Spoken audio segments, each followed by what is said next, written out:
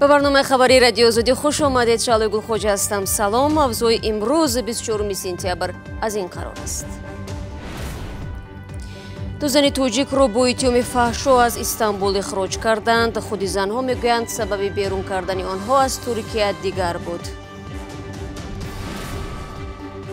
پول رو گرفت اما بلیط رو نداد. وزارت کارهای داخلی از بازداشت رهبر یک شرکت نقلیاتی خبر داد که با وعده انتقال مهاجران کاری با اتوبوس به روسیه پول آنها را از خود کرده است. و طلبات به دوچرخه‌رانی در دوشنبه زیاد شده است. دوستداران این نوع نقلیات از نبود راه موافق شکایت میکنند. ما مثلا دوچرخه‌های ورزشی داریم ولی راه‌هایی که مخصوص برای دوچرخه‌رانی است جاگون نیستند.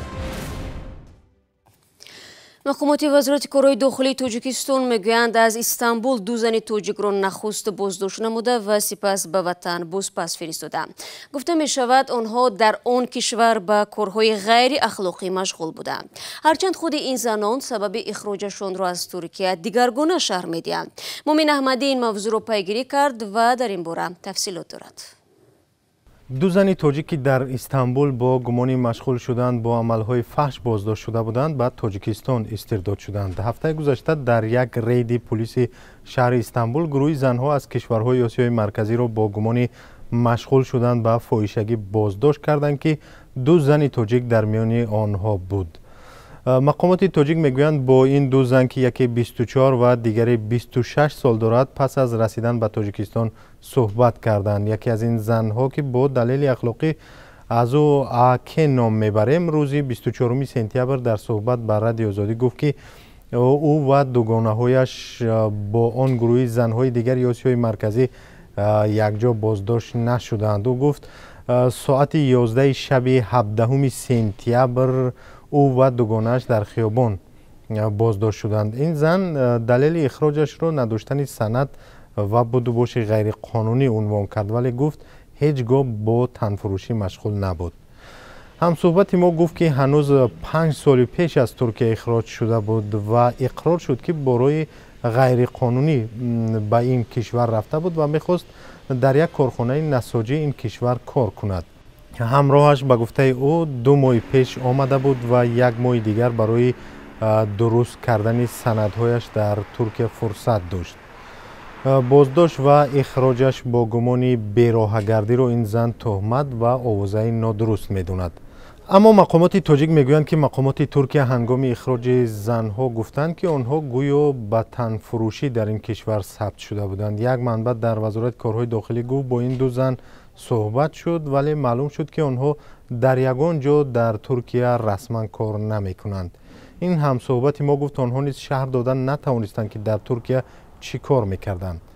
پس از صحبت آنها ثبت نام شده رها شدند. گفت هم صحبت ما شهروندان تاجیکستان بدون ویزا امکان سفر به ترکیه را دارند. ترکیه در برابر روسیه و قزاقستان یکی از کشورهای مهاجرپذیر برای شهروندان تاجیکستان است. بر اساس حساب‌های غیر رسمی در این کشور از 5 تا 7 هزار تاجیک کار و زندگی می‌کنند. در گذشته نیز در عملیات‌های اخلاقی پلیس ترکیه زن‌های تاجیک بازداشت شده بودند. سال گذشته وزارت امور داخلی تاجیکستان خبر داده بود که یک زن 27 ساله را از سفر به استانبول پس گردانیده است. این دو زن اخراج شده بنا به اطلاع دریافتی در طربخانه‌های استانبول بر رقاصگی مشغول بودند. طبق اطلاع وزارت امور داخلی تاجیکستان امکان داشت در استانبول این خانم‌ها مورد استثمار شبانه قرار گیرند. وزارت گفت که اخیراً یک زن 47 ساله تاجیک برای به تنفروشی جلب کردن دو زن تاجیک در ترکیه بازداشت شده است. رو می‌ریم به موضوع دیگر. اخیراً شبکه تلویزیونی دولتی تاجیکستان راهبلدی را نشان داد که به فریب مهاجران مهنتی متهم می شود. عزیز باباجانوف 32 ساله در یکی از شرکت‌های مسافرکشانی فعالیت کرده هزارها سومانی مسافران را از خود کرده است. جبدیده‌ها اساساً آنهایی بودند که بنابر گرانی نرخ بلیط هواپیما خواستند با راه زمینی خود را به روسیه برسانند. نظر راهبلدی بازداشت شده به اتهامی در نسبت او اعلام گردیده معلوم نیست. سروینوزی روح‌الله گزارش می‌دهد. رئیست وزارت امور داخلی تاجیکستان در بخش نقلیات از بازداشت راهبلد شرکت سامان کانتیننت дар душанбе хабар медиҳад ки ба фиреби мусофирони самти русия айбдор аст.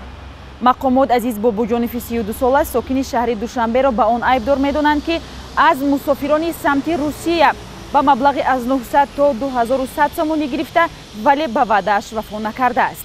ба гуфтаи мақомот роҳбалади Сомон Континент бар ивази маблағҳои гирифтааш бояд дасти кам 6 нафарро тариқи автобуси ин ширкат ба Русия мебурд, аммо пулро ба манфиати худ истифода карда мусофиронро ки аксаран муҳоҷири корӣ буданд фиреб додааст.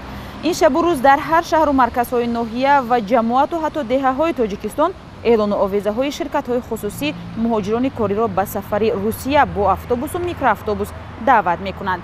вале ин сафари назар ба ҳавопаймову қатори арзон вале тӯлонӣ, сарсониву саргардонӣ ва азобу машаққатҳои муҳоҷиронро низ ба ҳамроҳ доштааст. бо вуҷуди ин муҳоҷирони кории тоҷик мегӯянд сафари пурмашаққати чандшабонарӯзӣ дар автобус ба Русияро ба хотири нисбатан арзонии сафар ва сарфаи маблағ таҳаммул мекунанд. онҳо борҳо ба радиои озодӣ видеоҳои саргардонии худ дар роҳ ва чапа шудани автобусе ки дар дохилаш муҳоҷирон буданд ирсол карда аз ин ҳодиса хабар доданд. аксари муҳоҷирони корӣ дар ватан ҷои кориву имкони пулкоркунӣ надоранд ва барои сарфаи ҳар сомонӣ талош мекунанд. ҳоло арзиши сафар ба Русия тавассути ҳавопаймо бештар аз 2000 сомонӣ ва тариқи микроавтобус ва автобусҳо аз 500 то 900 сомонист. агар дар гузашта муҳоҷирон аз баъзе ширкатҳо барои мустақиман ба Русия набурдан ва дар марз ба ҳаволаи тақдир гузоштани онҳо нигаронӣ мекарданд, ҳоло мегӯянд ҳатто чиптапулии онҳоро дар ватани худ бархеҳо аз худ мекунанд. тибқи оморҳои расмӣ солона то 800 000 муҳоҷири корӣ ба Русия мераванд ва зиндагии онҳо аз кор дар Русия таъмин мешавад. вале оморҳои ғайрирасмӣ теъдоди муҳоҷиронро бештар аз 1 миллион нафар мегӯянд. худи муҳоҷирон мегӯянд ин сафар барои онҳо пурмушкил аст. президенти амрико Дональд Трамп мегӯяд ҳангоми суханронияш дар маҷмаи кулли Созмони Милали Муттаҳид масъалаи калидӣ баҳс бо Эрон хоҳад буд. Дональд Трамп имрӯз аз минбари Созмони Милал суханронӣ хоҳад кард. ӯ ҳадаф дорад барои фишори бузургтарин ба Теҳрон дастгирии бештар касб кунад. дар моҳи майи соли 2018 президенти амрико имзои кишварашро аз созиши ҳастаии 6 кишвари абарқудрати олам бо Теҳрон бозхонда таҳрими ҷумҳурии исломиро барқарор кард. ахиран дар минтақаи халиҷи Форс чанд киштӣ боздошт шуда муассисаҳои истихроҷи нафти Арабистони Саудӣ ҳадафи ҳамлаҳои ҳавоӣ қарор гирифтанд. аксари кишварҳои ғарбӣ бар инанд амали мазкур кори Эрон аст. Эрон иттиҳомотро рад кардааст. яке аз додгоҳҳои шаҳр Душанбе ба баррасии парвандаи собиқ додраси тоҷик пардохтааст. ҷониби ҷабрдида даъво дорад ки айбдоршаванда нисбати духтари ноболиғаш ҳаракатҳои бадахлоқонаро раво дидааст. агар гуноҳи собиқ додрас исбот шавад, ба ӯ аз 2 то 5 соли зиндон таҳдид мекунад. Алишер Зарифӣ ва Шаҳлои Абдулло мавзӯъро таҳқиқ карданд. додгоҳи ноҳияи Фирдавсӣ додрасеро муҳокима дорад ки ӯро додситонӣ ба ҳаракати бадахлоқона нисбат ба як ноболиғ айбдор меҳисобад. айру гуфтаҳои духтарча мисол ҳаст ки мисол ҳолати шабонихша дар баданаш қонеъ мекард. духтари 12 сола сокини шаҳри Душанбе ҷабр дидааст. падари ноболиғ айбдоршавандаро мешиносад ва мегӯяд фикр намекард ӯ чунин одам аст. ҷомеаро вайрон кардан дар кор нест. кадом чӣ туғри мегирад? ба нақли ин падар ӯ ҳодисаро нахуст аз дугонаи духтараш шунид. дугонаеш ки мисол нисбати ин кас ба зани он кас гуфтааст ки ҳамин хел корро қади шавҳарат мақсад дахолат кардагӣ. падари духтари ноболиғ шиква дорад. додситонӣ на бар асоси моддаи 142 ки дар он ҳаракати бадахлоқона нисбат ба шахсони ноболиғ гуфта мешавад, балки ба моддаи 139 айб эълон карданд ки нисбатан сабуктар аст. ҳоло ин падар аз мақомоти додгоҳи Тоҷикистон адолат мехоҳад. то ахира нисбати фарзандам адолатҷӯӣ мекардам. кадом мақомоте бошад ман ба он мақомот дар мекӯбам ки нисбати фарзанди ман айру адолат мақсад дида баромада шавад ки додраси муттаҳам ҳоло дар ҳабс аст ва ақрабояш парвандаи ӯро беасос хонда даъворо тӯҳмат медонанд. ба қавли онҳо ҳеҷ далеле барои гунаҳгор донистани ӯ вуҷуд надорад. ҳимоятгари додраси собиқ зимни як тамоси телефонӣ дар бораи парванда кӯтоҳ суҳбат кард.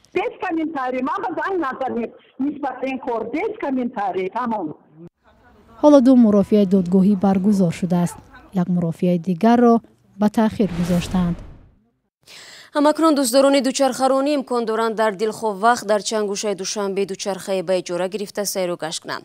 Зарангези Наврӯзшоҳ ва Шодмониятӣ мегӯянд баъзан хоҳишмандон барои иҷораи дучарха навбат ҳам меистанд. афзоиши таваҷҷӯҳ ба дучархаронӣ дар шаҳри Душанбе нуқтаҳои иҷораи дучархаро зиёд кардааст. Барои сайру гашт ё иҷрои корҳои худ бо дучарха дӯстдорони зиёди он дар назди нуқтаҳои иҷораи дучарха баъзан навбат мепоянд.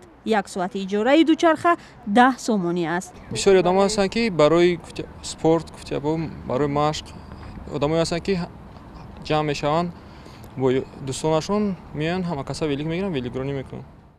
бо пайдо шудани нуқтаҳои нави иҷораи дучарха шумори дучархасаворон ҳам дар кӯчаҳои марказии Душанбе бештар ба назар мерасад.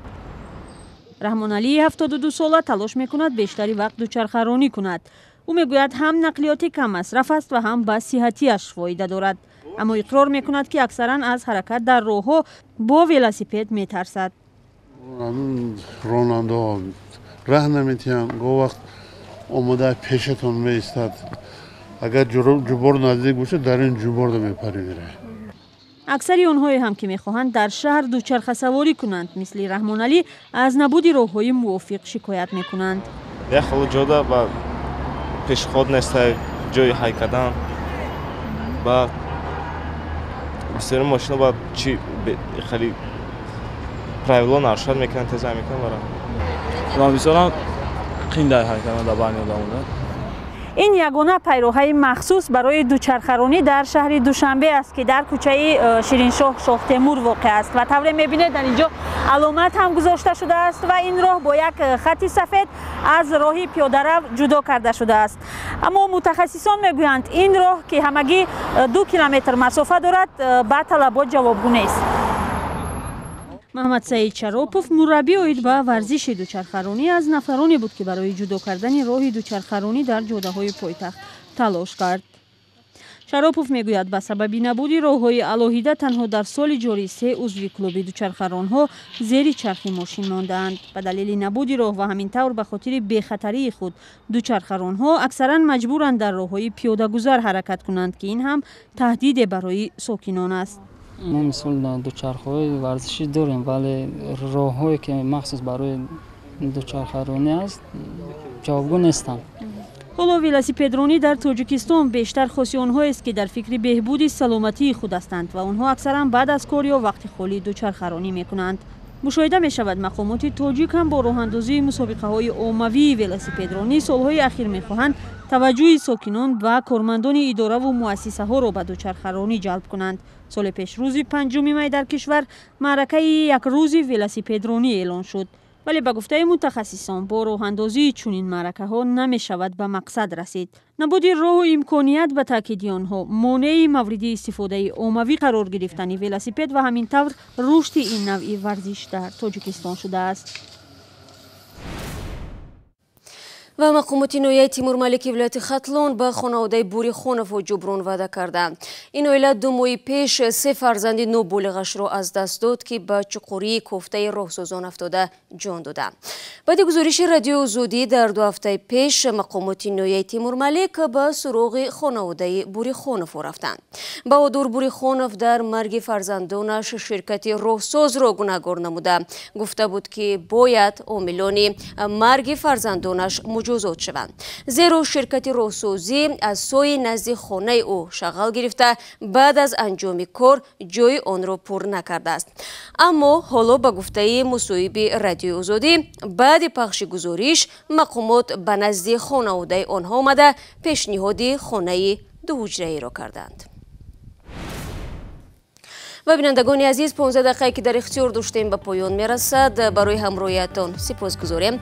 то 24 соати дигар ки нашри нави барнома тақдим мешавад, аз вебсайти радиои Озодӣ истифода кунед. гузоришҳо ва наворҳои ҷолиб чун ҳамеша дар Озодӣ видео канали мо дар YouTube дастрас хоҳад буд. саҳифаҳои мо дар шабакаҳои иҷтимоӣ дар хидмати шумо азизон қарор доранд. тамошои навиди бомдодиро субҳи фардо аз ёд набароред. то фардо, худо нигаҳдор.